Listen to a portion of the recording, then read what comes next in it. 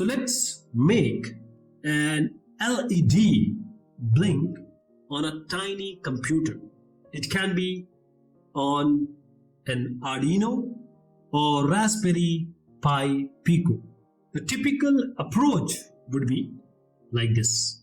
Here you see digital write, that is turning the LED on. That is why the LED pin is high here.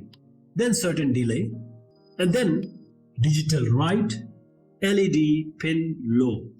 The LED pin low means you are turning the LED off. After that, again a delay. Now this code uses a library, a helper function, to interact with the hardware. What will be the bare metal approach? Now in bare metal, you control the hardware directly.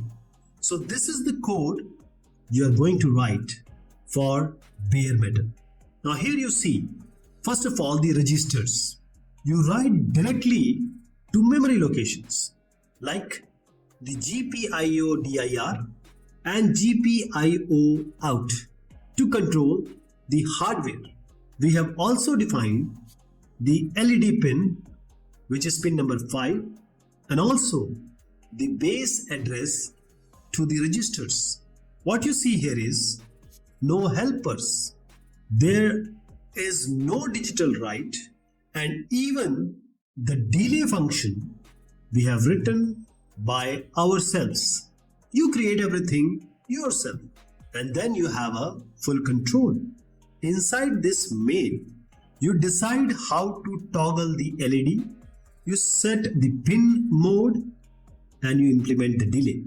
So now in this main, you have set the pin 5 as output, a loop which is going to go infinitely while 1, and then turning the LED on and then turning the LED off.